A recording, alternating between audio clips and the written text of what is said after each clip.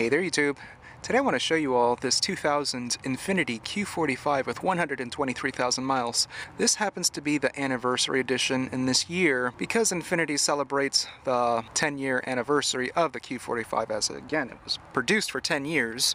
This is the second generation, very conservative looking car, and there's really nothing about it that just screams wow, but as soon as you open and close the doors and really take a good close look at it, you'll really feel the solidity of this car. It just feels like a tank. Well, looking back, as you can see, it has a little spoiler lip along the trunk lid, and again that conservative styling continues. Notice how it says anniversary edition right there. I still consider it a classy looking car. Notice the dual exhaust tips on one side, and notice how the rear windshield sort of swoops down. It's very smooth and it opens up a little bit towards the center. Kind of love that touch. You'll find it on the M35 and M45 later on. Look at these tires, 225 55/17s, rear disc brakes. So this car should have a pretty grippy ride. Look inside. A very clean layout. Here are the adjustments to the driver's seat, all the thigh support you'd ever want, backrest and lumbar support, and I love the stitching throughout the leather over here.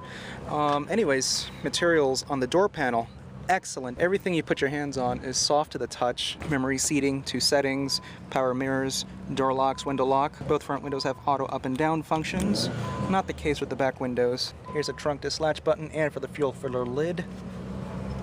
And let me just show you the trunk later. It's key fob, lock, unlock. Dislatch the trunk in panic.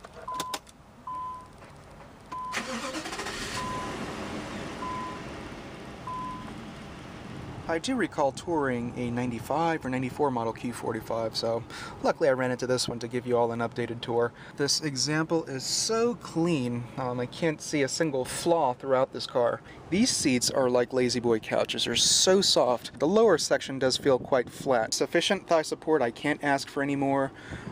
Lots of leg room, the transmission hump isn't intrusive. The entire dashboard is soft to the touch, you can see the wood grains throughout. Everything you put your hands on is pillowy soft. A bit on the small side, it is damped. Even the lid is soft to the touch. Going up over here, you have the automatic climate control. Surprisingly, it's not a dual zone climate control. You have the ambient temperature. Yeah, 105 degrees, and you can seriously feel it. It's so hot out here. That's why I have the AC on medium. This beautiful analog clock, the pearl on gold color.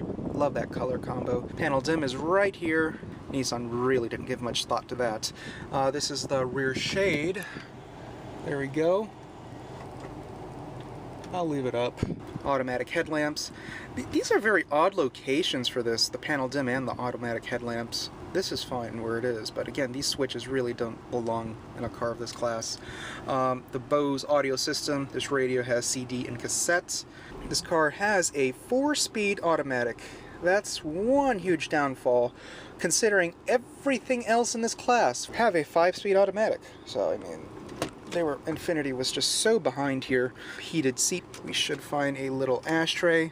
Lighter's missing, or hidden somewhere throughout this car. The dual cup holders. I'm assuming there should be like some sort of rubber sleeve or something.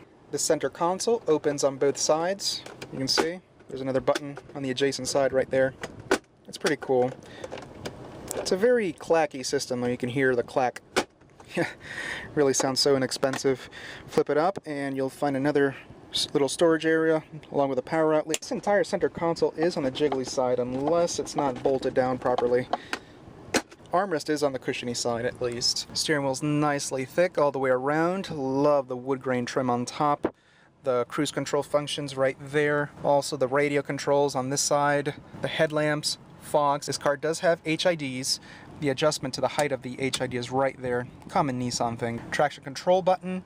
And the shocks have a dampening function, so it will stiffen up the suspension a little bit, give it a more sportier feel. Steering wheel tilts and telescopes, like so. This is a canceling function for the steering wheel to not tilt and telescope automatically. When you put the key in, the steering wheel will tilt down automatically, and once you pull the key out, the steering wheel will tilt out, and it will allow for an easier departure from this car. Instrument speed wipers, the delay function is right there. Oh shit handles, they seem to be leather wrapped and they are damped nicely. Mirror and vanity light, that same exact mirror and vanity light that you'll find in so many other cars. And usually wherever this application falls in, it's usually on a very cushiony and sturdy sun visor. And you have the second sun visor up above, like so. Rearview mirror dims, sunroof, ooh, pretty large, tilts, and of course slides open automatically. You don't have to hold down the button. That's enough of that. The map lights on each side, and the mirror and vanity light on the driver's side. I have no idea where that paper went. Not sure why this side's not working. The HomeLink garage door opener. Materials do carry over in the back seat when it comes to the door panel. Nothing changes. Just as soft as touching your ass cheek. And near door pockets, ashtray and cigarette lighter. You have the screen up above so your heads won't burn up. Dual cup holders. And once I close the lid, it's very soft as well. Sorry if the video quality changed all of a sudden. I needed to change over to my iPhone 4S because the battery to my Sony Bloggy totally died out. I do have the seat adjusted to where I prefer. And you can see legroom is just adequate. My knee is just barely touching the backrest, but fortunately it has a little insert to it, so it does add a little bit more space here. Rear AC vents right here. It's not an independent setup. The air is coming from the front over there, so it doesn't have an independent fan. The reading lights right up above, and the oh shit handle.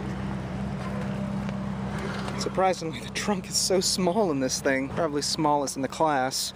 You should have the spare tire under here. Little donut. And the CD changer on the side over here. It's a 6-disc Clarion setup. Even the hinges intrude with the trunk space. The trunk is very accessible. But again, it's really not that large. And notice the net, of course. The trunk does have an assistance function, so you don't necessarily need to slam it. Just watch. It pulled itself down. The 4.1 liter dual overhead cam V8 has 266 horsepower. I love the brace on top. I don't know why they decided on using a smaller engine. The older Q45 had a 4.5 liter V8, which was more powerful than this. It really doesn't help when it's paired to that 4-speed automatic. Give it a rev right here. This thing's so hot. Really can't hear anything because of that clutch fan. Electric fan's right there too.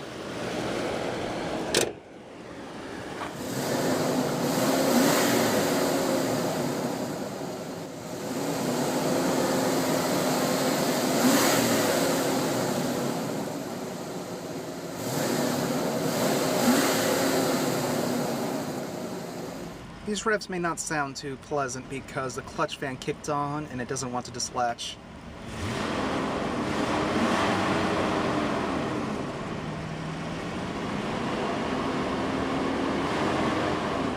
All you hear is the fan.